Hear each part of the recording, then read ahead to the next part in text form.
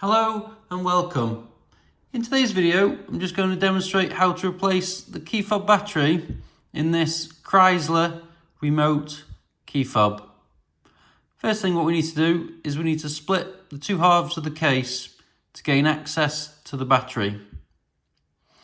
We do so by getting our flat-headed screwdriver, and just at this point here, there is a small indentation where you can put the blade of the screwdriver in, like so, and give it a twist, which releases the two halves of the case. Sometimes, if the case has not been opened before, it can be a little bit stiff, so you might need to go around the outside to help prise it apart. And there is your key fob battery. We just get another smaller screwdriver and we just prise it from its housing, like so.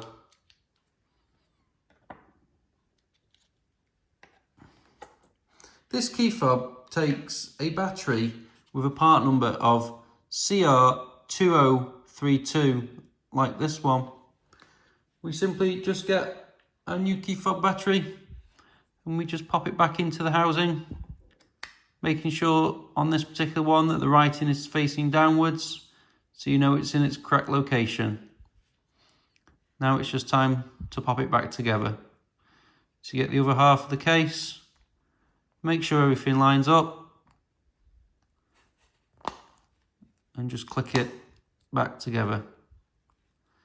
And there you go, it's all done.